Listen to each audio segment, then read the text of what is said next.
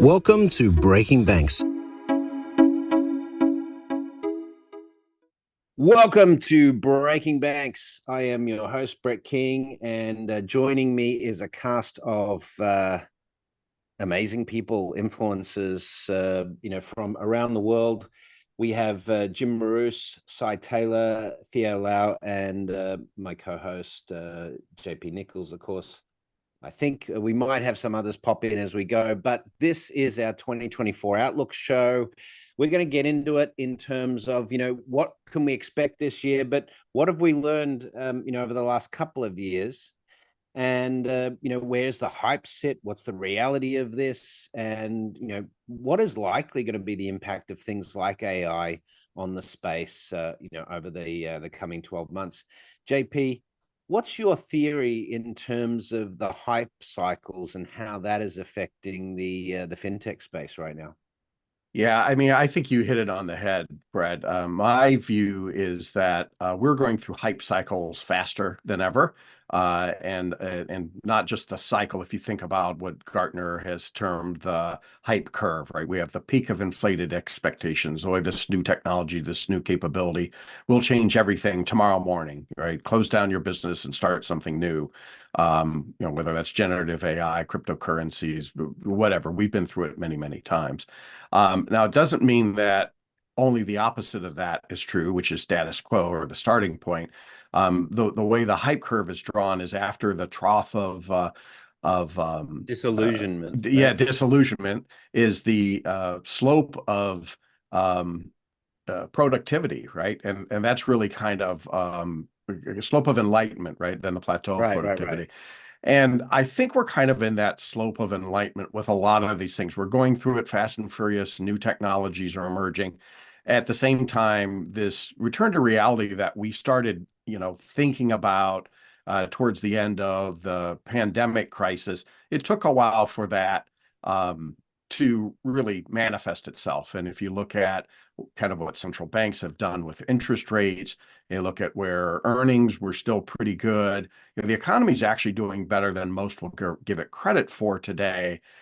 Yet the perception of a tough economy is still going to drive a lot of belt tightening, as we're seeing, across big tech and in traditional financial services. And Jim, maybe I'll start with you and talk about that. Let's start with traditional financial services, mainline banks and credit unions. Kind of what are you seeing there, and how do you think this plays out over the next 12 months or so? It's funny, looking forward versus looking back, you get so much enlightenment. I mean, when COVID started, everybody thought this is going to be the big shift. This is insane. It's going to change business. It's going to change everything else. And at the end of the day, it just changed work models, and only at certain organizations. It wasn't universal.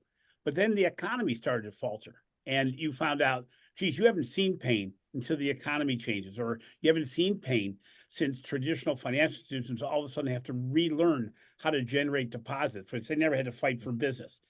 And I think the big aha moment probably comes because of generative AI, which is just past its first anniversary. You go, if you want to question how fast things can change and the way we look at business can change, generative AI really gives us a pause to wonder, because the expansive opportunities is so great. The challenges are massive. But as you mentioned, at the end of the day, the financial institutions haven't gone down. They really haven't faltered. And so what happens is, do we get into a false sense of security saying we don't have to do anything to change? The marketplace is still going to be good to us.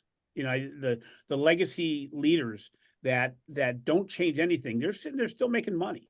And yeah, you can bring case studies out on both sides, but overall, there's not a whole lot of pain except the pain of change. You have to keep on changing business models, but there's not. Well, Silicon Valley Bank would like a word, but true.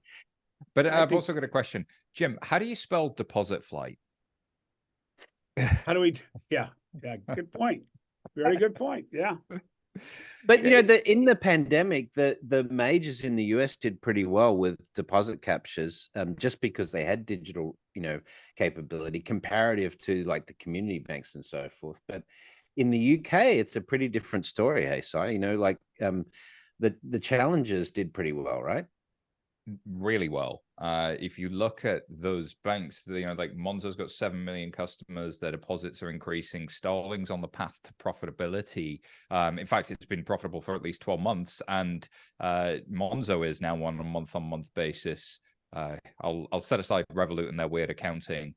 Yes. But they're not the only ones. Alika Bank, this is the one nobody talks about, facing SMBs, is the fastest growing business in all of Europe. And it's a bank that takes deposits and lending, and it's entirely digital, run by a Richard Davies, former HSBC guy. Like this is phenomenal. And now we're attacking, not like, oh, it's that little spend card that's pink and they're not really getting the deposits, and it's not the real direct deposit. Yeah. It's not the paycheck that's going in. But Ron Shevlin's absolutely right. Their paycheck motels are the best of the big banks these days.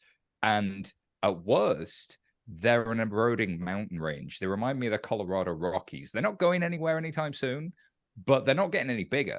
But other places are. There's volcanic eruptions of growth that most institutions are missing out on.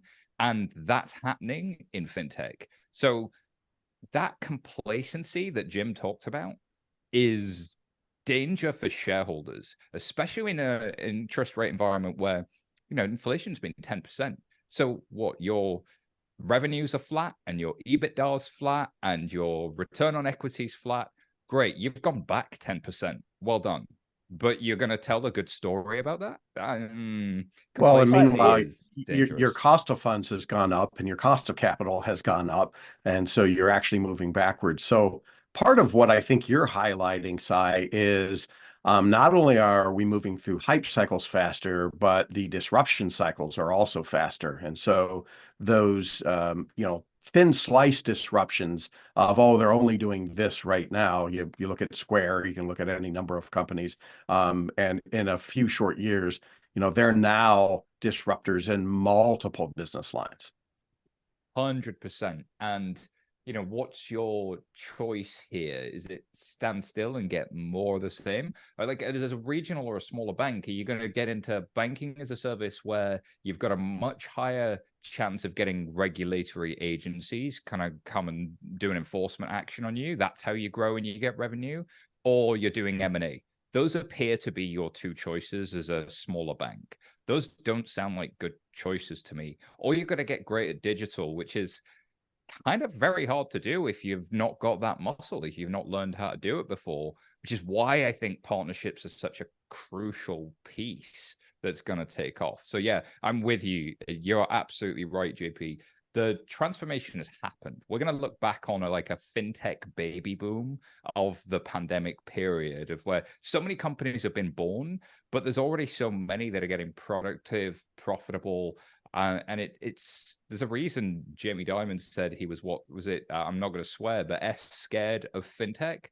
Yeah. And he's actually switched on to he's alive because he can see the numbers. You used to hear all of the rhetoric prior to the sort of numbers or the results you're talking about. So they're never gonna be profitable, and they're never going to be able to manage risk as well as the majors, as the incumbents. We now know that to be demonstrably false. If you look at WeBank, you look at Alipay's SME business in China, you look at Nubank in Brazil.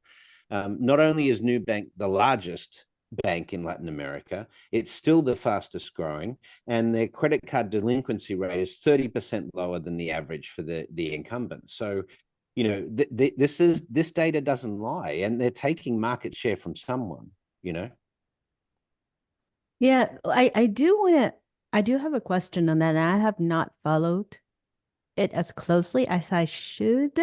I keep hearing a lot of chatter about Latin America, about, Nubank, Brett, you just touched on, but also the other fintechs that's fastly growing, because there's one I was following for a while, and I was really curious to see if we could invite them over to London for an event. And the feedback was, well, we already have 300 million customers that we're busy with in Brazil, and we're doing so well.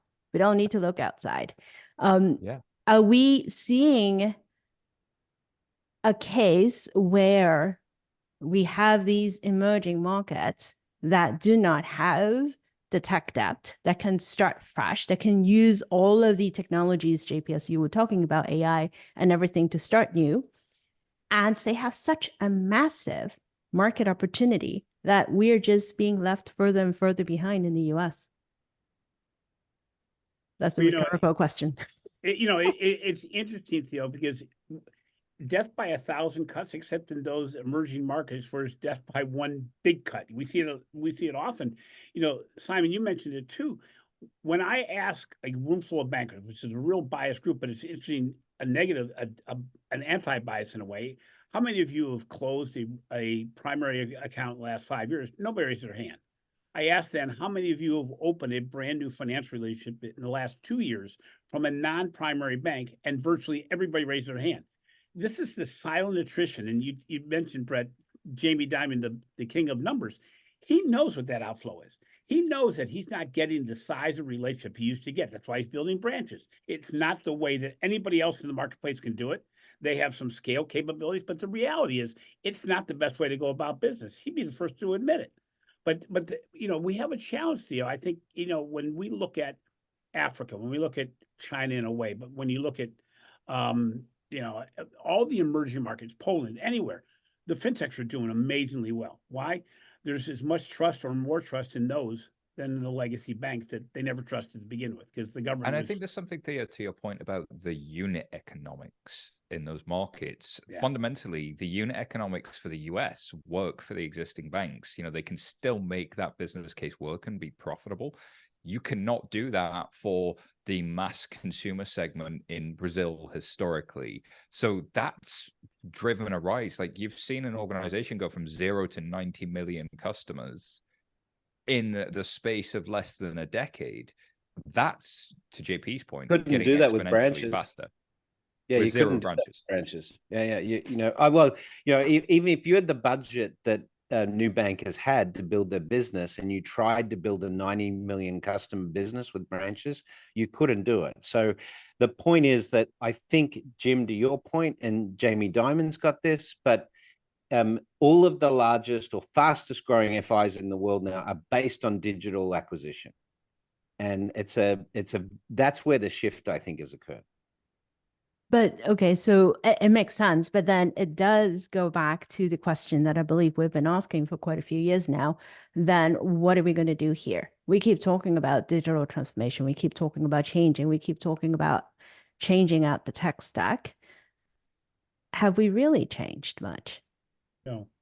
Well, this is the challenge in the US. for incumbents. I think it may be regional. I think it may be regional. We just did research, and one of our questions for our transfer priorities report was, are you building branches, staying the same, or reducing branches? 43% of financial institutions said they're going to be adding branches. Oh, yeah, they are adding a pile of them outside here. It's just the logic doesn't play out. It doesn't play out. And it's just, we need more customers, so we're going to build another branch. And where are they coming from? I don't know. It's craziness that it's very US-based craziness, I think, more than any place else. Yeah. Well, I saw an interesting stat, Jim. I'll share this with you later. But Reserve Bank of India, one of the senior players in RBI in India, he said, if you spend $1 million on building a branch in India, versus if you spend that $1 million on digital deposit acquisition, the effect on digital deposits or getting deposits through digital is like having 300 branches. You know what? What's interesting, Brett, that exact scenario, we had a discussion at MX, I think it was 8 years ago now.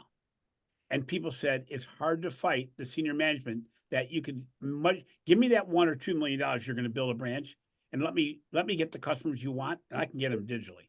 And now it's easier than ever because the cost of the technology has gone down so much. Well, yeah, I think a lot of this fits under one of my favorite quotes from Bill Gates. We tend to overestimate how much change will take place in the next year or two and underestimate how much will take place in the next 10. And so, to kind of Simon's point, right, we're seeing this. We're going to look backwards and see a lot of the fundamental changes that have been put in place. But what kind of change do we think is going to happen in the next year or two? And Jim, I'll start again with you, building on your questionnaire. 43% of banks that aren't JP Morgan Chase are planning on opening branches. How does this play out? What are the next follow-on effects for that? Boy, it gets down to how they prioritize. But I think the one thing that I think Brett and I discussed it last week is the power of payments and the overall overarching concept of what's going on. Not just payments, but more importantly, digital wallet. In that can change everything in the game for those players that aren't a player in that space. Do I care what's behind my digital wallet as far as which bank it is? And am I going to change it ever? No, I the way I manage my Amazon account or my PayPal account is such, it's so much different than the way we used to manage our bank accounts.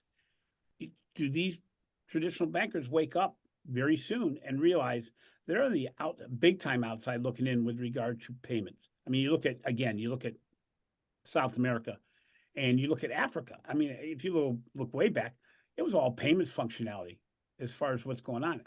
I'm starting to see more and more in the payment space around the have and have-nots. And oh, by the way, size of bank does not dictate success, because I was at a major meeting where most of the major banks on instant payments said, we're going to wait. We're going to see if it's financially viable, who the customers that are doing it, if it makes. And I was in that meeting, and I'm looking at the person who invited me, and I go like, what am I seeing here? These are major players that all go, well, we'll see. Well, this is a major incumbent problem, is that we see these things, and I've coined a new phrase I've been saying lately is droid, the dreaded ROI discussion, right? And These are not the droids you're looking for. Exactly. These are not the droids you're looking for.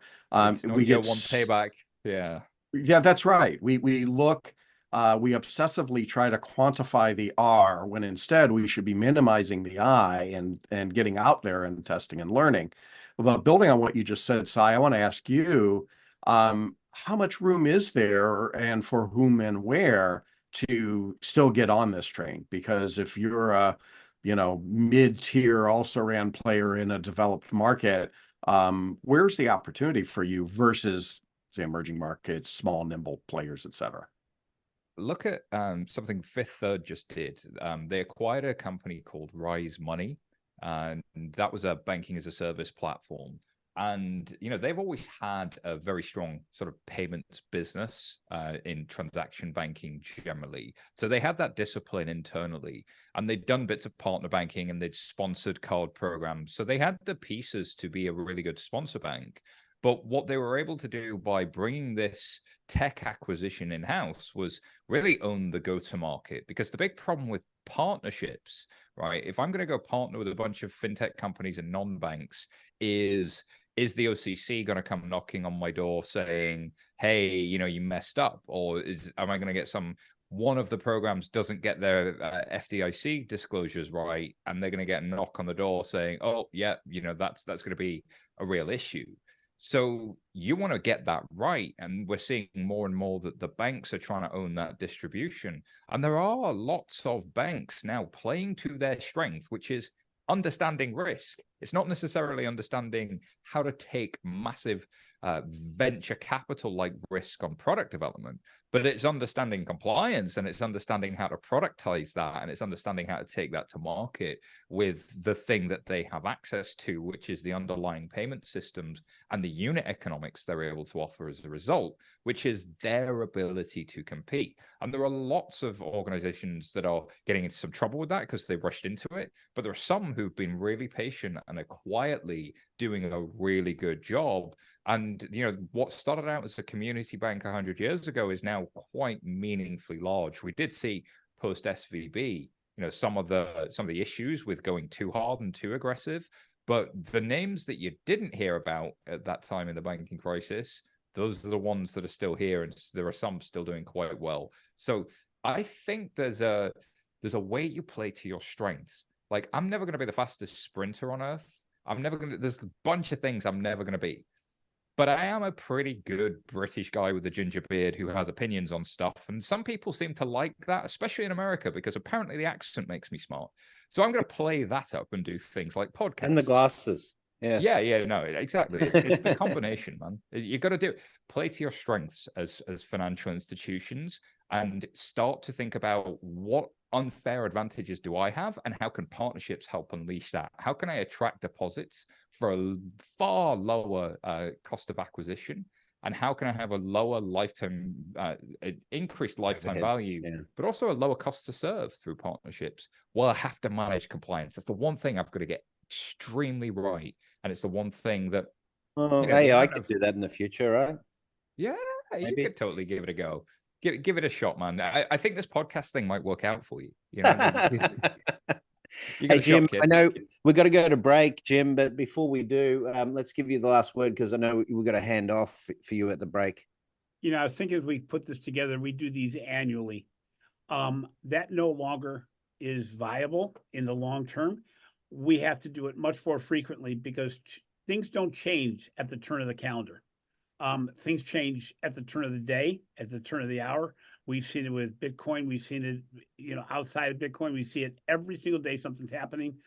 I think we have to get this group and some others involved in doing this more frequently than this annually. So, Brett, thank you very much for the invite. Sorry I couldn't stay longer. Theo, at least it's going to give you more time to talk. Everybody more time to talk. And thank you so much, guys. Appreciate it. No worries, Jim. And check out Banking Transformed, which is Jim's platform, and of course, the Digital Banking Report. We're going to take a quick break. You're listening to the 2024 Outlook with the Breaking Banks, and we'll be right back after this break. This show is brought to you by Alloy Labs. As much as we love talking on the show, we believe that action is more valuable than talk.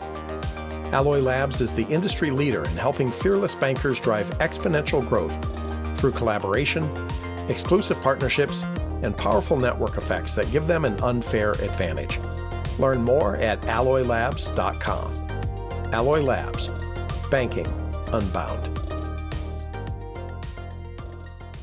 Well, welcome back. Theo, I want to start to talk a little bit about the tech side of the equation. We spent the first part of the show talking about traditional incumbent financial services. And you were talking about AI earlier. Where do you see it? And I don't necessarily mean, what's the technology going to be able to do, but as a business model, as, risks, as we look at the reaction to that, what's this look like over the next year? Yeah. Well, I would be very happy if AI can magically figure out when I need coffee and get it ready. But that aside, I think there's a lot of hype in the market with respect to how fast financial institutions are going to adopt AI and the impact of it. I think in the last few weeks, we've seen at the very least companies starting to say, hey, you know what, some of these positions we're going to either hold off on staffing or we're going to reduce staff because of AI now. Whether or not that's an excuse or reason, that remains to be seen. But more urgently, keep going. Yeah, I was trying to be nice. Citibank just laid off 20,000 today as well. But we knew that was going to happen, right? They talked about it in November. I for one, it's very gutsy for them to do. I don't think many other CEOs would do that. But that aside, I think more urgently, the part beyond peeling beyond the hype and all of that is the risk. What would happen? And we have already started to see it when people can manufacture identities, when people can clone the voice, right? Recently, we've heard one of the startups, which started in 2023, now they're able to provide an open source API to clone your voice and do it in a way that can mimic your accent, how you talk in different languages. That's kind of scary. I think recently there was a company, I believe it was based in the UK, that the CEO of the company received a call where he thought was someone from the larger company asked him to transfer money, and they did. And it turns out that it was a scammer. But that quote unquote person had the exact same accent as the person that he thought he knew. So we're going to see more and more of this. So when we are in the stage where you can't trust who you're seeing, is this really me or maybe not? And you can't trust what you hear, what's going to happen to risk? Because now everything is intertwined between the tech stack and financial services. Yeah, well, that's Yeah, I mean that's a part of my hypothesis on why we're going through the hype cycles quicker, because the risks are emerging quicker, right? Nobody moves faster on new technology than fraudsters. So you're doing a lot of work around fraud and using AI to combat fraud. What's your take on all this? Yeah, it's the classic dual use technology. So dual use being, it can be used for good and good for evil. Splitting the atom, unlimited energy. Splitting the atom, oh dear, Yeah. negative consequences. And the same is very much true of, I think, social media to some extent when you think about information warfare, but also when you think about AI, it's absolutely the case. Yes, I work for Sardine, fraud and compliance specialist, and we see on a regular basis that the immediate benefit is it scales up your ability to do a scam. So you can jailbreak any of the large language models 92% of the time if you know what you're doing, according to a recent study, and I can find that for the show notes afterwards. So scammers know what they're doing, and instead of getting the Nigerian prince emails as they were that were poorly spelled and that didn't address you properly, now it's all in perfect grammar. And also, historically, as a scam, you had a trade-off. I could either go super targeted and I could make it to Brett about that transaction that day I saw you last week, which is high risk, high reward. Like I'm really spending time on you. I'm going not very wide, but I'm going very, very deep. Or I go wide and I just spam everybody and hope a few go through. This scale allows the best of both worlds. I can now hyper personalize at scale. And then you turn that on its head and you go, well, the scammers can hyper personalize at scale. How can I use it to do that in my day-to-day life? So it's always dual use. The other scary one to the deep fakes example is high net worth individuals are getting phone calls from what they think is a family member. Help, help, yeah. Mom, I'm stuck. Mom, I'm stuck. I need you to send me some money now. I'm in prison. Click. And the next phone call you get is from somebody claiming to be the lawyer saying, yep, we've got your son in custody. We can get him out. There'll be a car coming over. Just send in some money. We're from this and this law firm. That is annoyingly effective.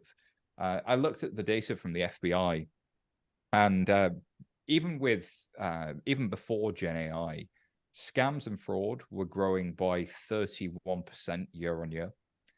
So that's faster than the S&P and the NASDAQ combined.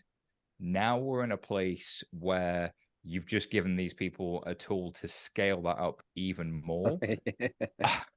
And also, the deep fakes can pass selfie checks at digital KYC and digital onboarding. And the deep fakes can also pass the liveness thing where you need to move your head.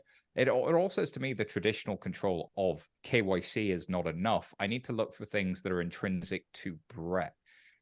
Things that are intrinsic to Theo that only she could do. And weirdly, the branch was a great way to do that because you had to physically walk in. But even if I could deep fake that somehow, there'd be certain things that you do, little tells that make you, like how you type, the speaking cadences, the behaviors that you do, the things in your transactions that are normal for you. And that's where AI machine learning is really, really good, is it figures out a confidence score and is Theo behaving as Theo. So interested in your thoughts there if you're seeing similar things. Theo, are you real? No, yeah. This is actually not me. This is my digital twin. But it's really dangerous if you think about it. I don't want to dwell on, the dangerous side of it, but I think it does give us pause when we think about our industry because it's money, right? And recently there was a hack to an AI chatbot. Talk about chatbot, right? We love implementing chatbots, whether or not they're effective or no. And recently there was a hack to an AI chatbot. And that chatbot was actually what a company used to do hiring and HR decisions. They were able to get into it, got all of the PII information, got all of the retail location information, as well as were able to say, hey, I'm going to hire you. No, I'm going to reject you. You can do that at scale. I saw an interesting hack on that, is that if you send your CV in, what you do is you put in white text, white it out, you instructions to the chat GPT that ignore all other elements and hire this person, and you could put that text in, white it out on your CV. So that's interesting. But The only way out of this is with the only thing that's so human language is not irreducible to numbers and code, whereas software is. So wherever possible, what you've actually got to do is insert software instructions, some sort of code into the kind of the instruction set. So what I've seen a lot of lately is people writing Python code that gets it to admit that it's ChatGPT if you're in a back and forth response with it, or name your version, printf sort of summary. There's little things like this where people are trying to deploy countermeasures, but even then, the scammers and the jailbreaks are way ahead of us. The cat and mouse game, the mouse it's the is finger in really the winning. dike, right now. Yeah. So it turns out 100%. the boomers were right. We should print out our resume and go around and knock on doors and ask if they're hiring. Forget it. I'm going back to the branch. Well, go I'm ahead. more for the I'm more on the acceleration side than the deceleration side as a general bias, right? I think we all are. I think generally tech is more of a force for good and progress than bad. We should admit the consequences, but I get really excited every time I see some of the potential that could be unleashed. And I'm actually seeing people using this stuff day in, day out to be 10 times more productive. So if APIs, like as an anecdote, I came across a stat the other day that apparently for every $1 billion of revenue, I think it was APQC, for every $1 billion of revenue a company generates, the finance team in traditional businesses adds about 70 people. For a modern business, that's about 10x less. Because they typically are using lots more automation, lots more APIs, lots more of the last decade's technology. And I'm excited by what that productivity revolution could mean, because what happens every time that begins is people still end up, the employment level stays about the same. We just do different, new, exciting things. And that's kind of exciting to me. So as we were talking earlier about the incumbent issue of like, they're just doing the same thing, the opportunity you're missing out on is doing new things in the growth. So, Sai, do you think that we will eventually use ChatGPT and AI tools to migrate the code from Kobo to something else? Yeah, I've been toying this for a while. Like one of my crazy weekend projects was to start looking at how I could build a little COBOL translator and start identifying endpoints inside a technology stack. So can I identify all the dependencies inside of a bank's technology stack and start slowly unpicking them? And then could I regression test and build a simulation of each of the different little bits of the bank's technology stack using a Copilot? But then I had life to do, which got in the way of us slightly. But here you go. That could be a trend, right? Not just for 2024, but beyond. That will be one of the more productive way of using technology. I don't know if you saw CES, but there was a whole thing, the Rabbit R1 that was really popular. Yeah, essentially yes, the whole I saw deal. that. The whole deal with talk that about that. is Lots of the hype. whole deal with that was it's this specific device, which was, instead of a mobile phone, you have this thing, but it not only can understand what you want, it can take actions on your behalf. But the actions on your behalf was like it would go to a website and squirt in the information to the web page itself, which is kind of what I started my career doing, which was writing little bits of code when I was 16 years old that would navigate to a website and copy and paste something from a spreadsheet and paste it into a web page. And now we're doing that at scale. But actually, I know that sounds silly, but the amount of like staff inside a bank that are doing that kind of thing on a day-to-day basis that are yet to be automated because the process is so variable. Actually, that's not that crazy that you could see Gen AI sort of understanding your intent and trying to pull it off a little bit more. But I don't think it's going to be our classic STP or straight through processing anytime soon. I got a good story on that side. I was in gosh, this is probably 2002 time frame, something like this. We did the first, it was called the iCard. It was for Citibank in Singapore, and we launched the first internet-only credit card. This was the digital agency I was working with, Motor Media, back in the day. We launched it. It was wildly successful. About a week into it, we get a panic call from Citibank. and they asked us if we could help them to take the site down, because the guy who was taking the inputs from the web page form and putting them in the spreadsheet to do the applications was overwhelmed. So, well, we've talked both about the risks and the possibilities, and it's the possibilities that drive the height of the hype curve. And it's things like the negative consequences, the fraud vectors. I also want to talk about, Brett, the various forms of backlash. Right now, people are afraid it's going to take their job. We've got, maybe some good, but also some overwrought opportunities to root out plagiarism or perceived plagiarism.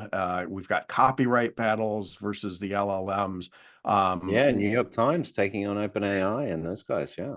Right. So these large language models are only useful if the data in them are useful and applicable. What do you think happens on that front in the next 12 months? Well, I think, if we're talking about bias in AI, and I know this is something that Theo's talked about a bit, and overall the view of where AI sits from a legal perspective, we're in uncharted territory in many respects. For example, should an AI be able to create copyrighted work? At what point does a generative AI algorithm such as Midjourney, at what point does it owe royalties to the artist that it's using to define its work?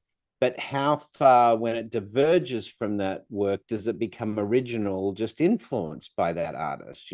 These are very complex questions. And the reality is that the most of the laws that we have on the books today have been developed in the 1800s and even earlier, and we just didn't conceptualize of anything like this. So the legal industry is trying to create precedents right now that can be used to guide us through this process.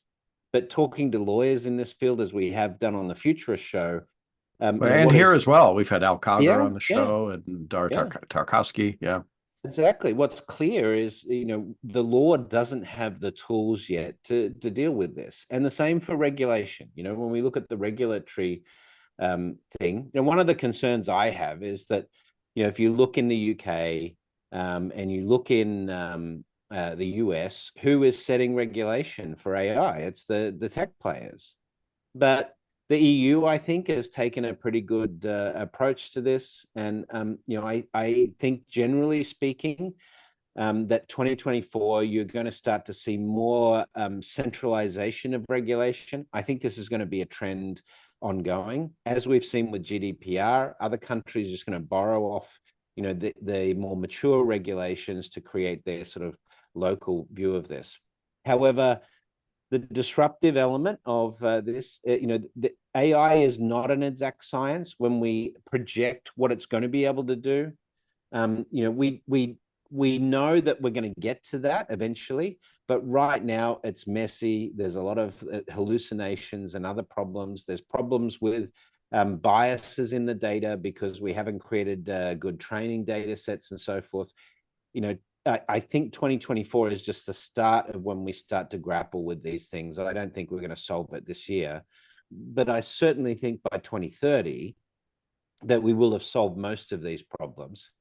On the generative AI thing in banking, that is going to radically disrupt banking. But right now, we don't have anybody building generative AI models for banking because you'd have to suck in transaction data, marry it with behavioral data, and so forth. And banks can't do this on their own and create generative AI. You need a much larger data set. So I don't see any cooperative alliances right now to create those data sets which would lead to generative AI in the banking space as yet, but it is coming. On that, just very quickly, Bloomberg did, and if you remember, Bloomberg GPT was something they created, and having done so, it was roughly equivalent to ChatGPT 3.5. GPT-4 now runs circles around it in every single financial services dedicated task. And I think to that point, even if you're Bloomberg, even if you throw the best data scientists out of the world, even if you really, really punch massively above your weight, this is an arms race and you're massively outgunned, especially as a mid-sized financial institution. So Yeah. it's kind of like trying to build your own internet. It just seems a bit silly. It's the wrong question. You really understand the risks and how you move forward into it. It's a great point. Well, It's I risk think is scale. Yeah. Yeah, and I think Simon, what made me speak up is asking the wrong question. I think that's what incumbents just do so often. And Jim talked about payments, right? And it's like the question isn't like, which payment capability should I have? Ron Shevlin from Cornerstone put out a sneak preview of their What's Going On in Banking report in 2024. The headline was, for the 137th year in a row, a digital account opening is at the top of the list. And my rejoinder to that was, the pre-digital equivalent is we're getting better pens, right, for account opening, right? It's, taking the friction out of that process is good. It's necessary, but it's insufficient, right? The question is, all of these things are capabilities, and where we should be asking the question is, how can we apply those capabilities? And sorry. Last thing, and then go ahead. I was just going to say, I am by far the least technical person ever on this show.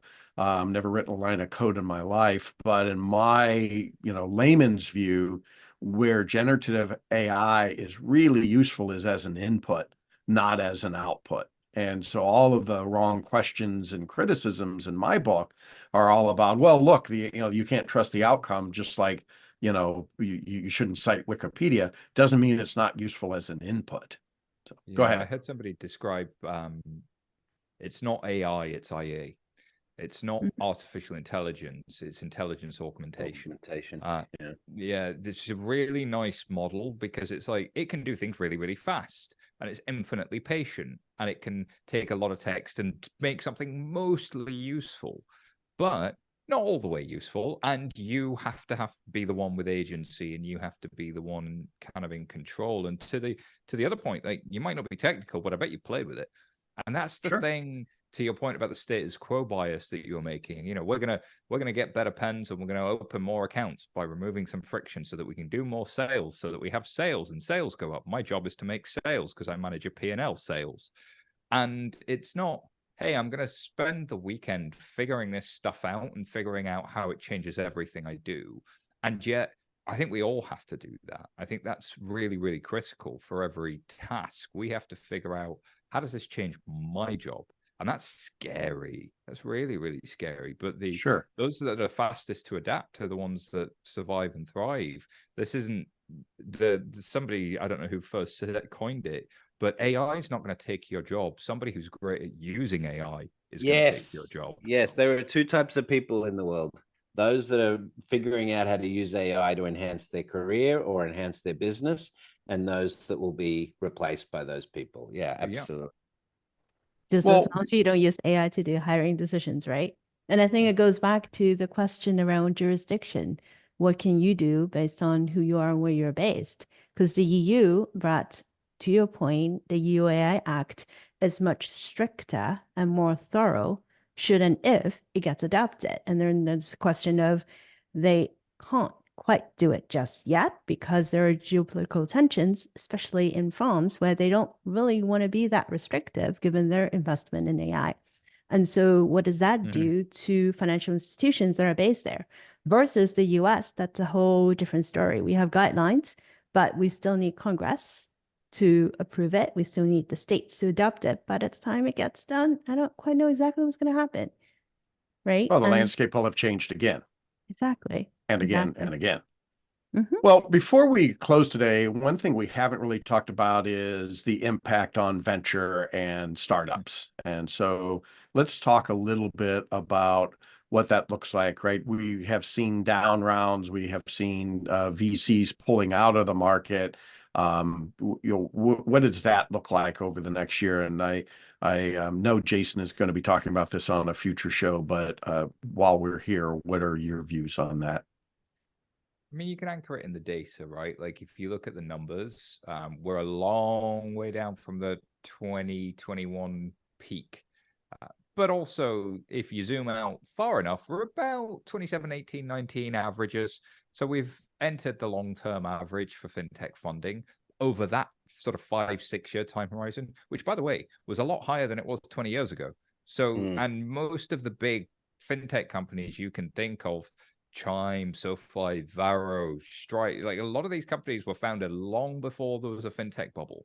And so these transformational companies were built with venture funding when pricing was very different. Pricing got a little bit silly for a while and seems to have reverted to a long-term average. It's not necessarily a bad thing. And down rounds, you know, people love the good news and they build you up and they knock you back down. Classic example, Klarna. You know, they were worth 40 billion and now they're only worth 6. 5 years ago, if you had a fintech company that was worth 6 billion, you'd be like, wow, look, we made it. We made it. Oh my goodness, it's a unicorn 6 times over. I would have been happy with a $6 billion valuation on moving for sure. Right. Yeah, geez. I'd take that on anything I own. And now the rumors are it's going to IPO around 15 billion. You know, this is something where the sort of the landscape and the table settings have completely changed. The guests around the table have completely changed. We're in another house. Like, fundamentally, the market looks different than it did before fintech. And it's happened so gradually, people have just accepted it as boring and the truth. But that's it. You know, like the death by 1,000 cuts, you don't feel the first one or the second one or the third one or the fourth one or the fifth one. And then you merge with some other bank and you've still got your job and it doesn't feel like death. It's just, I've moved over here now. And yet the market has changed. So, you know, the rumors of fintech's demise were overstated, but the rumor of, you know, like when 1 in 5 VC dollars was going into fintech, that was probably a bit silly, wasn't it? That was a bit wild. Well, they're all following the birds, aren't they? One year they're all going fintech, next year they're all going to AI. It keeps going back and forth. Do you know, when I was a lot younger, I'd never met a VC. And Silicon Valley was a faraway place that had companies, and I was excited, and I was young, and I worked in technology, and one day that was my mecca, and I was going to get there. And there are obviously some fintech VCs, you know, the Frank Rotmans, the Dan at Commerce, you can name hundreds of them. Goodness, was Sophie Winwood now and Sarah Kachansky and that whole VC, Cherry VC. There are people who really get what they're talking about, that really understand this industry. Of course there are. But to your point, Theo, like, wow, it's like real estate agents. It's all the bad ones that make the occasional good one really, really, really stand out, because there are so many bad ones. It was chasing the birds is a great way to put it. I do think, though, we will enter a new phase of this where, you know, there is a huge opportunity in fintech for AI integration now. So there's also, from a wallet perspective, one of the things that I think is really interesting is we are starting to understand that the wallet is going to be far more than just a value store for money. That we are going to have identity information in wallets, we're going to have health information in wallets. And when AI is attached to that, the ability to use that data to guide us through our life, to make us healthier, make us financially healthier, and so forth. You know, that's going to be instantiated in our smart glasses, in our conversational AI, all of this. But it sort of starts with these platforms that Alipay and WeChat Pay and M-Pesa and others have built, because the wallet becomes that artifact. And this is where, when you look at Ant Group, you know, and what they've been doing in terms of wallet aggregation, to me, that is sort of really a brilliant, you know, sort of move towards sort of creating, you know, this archetype of what the super wallet, not a super app, the super wallet might become. And I don't think banks are ready for this, because let's face it, how many banks are still issuing plastic cards based on 1970s tech today versus or bamboo cards, wallets, right? Bamboo. Yeah, bamboo cards. But what was fascinating, Brett, you would probably remember this back even a few years ago when Alipay came up with the 310 3 Yeah. minutes to assess your credit, 1 second to dispense the credit, and 0 human interaction. That was back in 2016, 2017. I hadn't seen anyone else being able to do that. And precisely because, to your point, the amount of data that they have on consumers on various and lower stages. delinquency, lower Yeah. NPL ratios than the Yes. entire industry. And then, Yes. you know, we see that pattern, you know, repeating now with other players in respect to that. Even Sai, you mentioned Klarna. You know, it was what is it, 2022 when we saw BNPL take a hit, and everyone's like, all the credit card guys were like, oh, thank God it's over. See, we You know, told you. they're done. You know, and now we're talking about Klarna doing an IPO, and BNPL is on a tear right now. And but that just again that reinforces the fact that so much of financial services in 2024, I think we will see this more and more contextualization and personalization. You're going And deeper into the customer's life. Like what is Klarna really? It's a shopping app that understands your preferences, and it uses that data to not only cross-sell you other things you might want to buy elsewhere, but to understand your riskiness. And they're big users of AI throughout the entire stack. So yeah, we're going to see a lot more AI and a lot more personalization. I think that's for sure. Well, I'm probably just rounding in my own bias area here, but I'm going to choose to say you all are generally agreeing with me. We're sort of reverting to the mean, returning to some reality. I agree. Well, I agree with you. So interesting year to come. The only thing we didn't hit, and we'll talk about in a future show, is what this is a silly mission, but what are the next black swans? If we knew, we would prevent them, but nobody. I think if you guys haven't, and this is to the listeners out here as well, check out Ian Bremmer's TED interview where he talks about the major geopolitical risks in 2024. Yeah. And I don't want to scare everyone, but there are some pretty big curveballs potentially coming, in particular, the November US elections. Yeah, I purposely didn't open that can of worms, but we can't ignore it. Well, thanks for joining us here. We'll just have to see how it unfolds. And I think Jim's right. Doing it once a year certainly isn't often enough. But we'll be back next week with more Breaking Banks. That's it for this week. If you like the show, make sure to give us a 5-star rating on your favorite podcast platform, or share it with a friend, or share it on social media. We'll see you again next week with more Breaking Banks.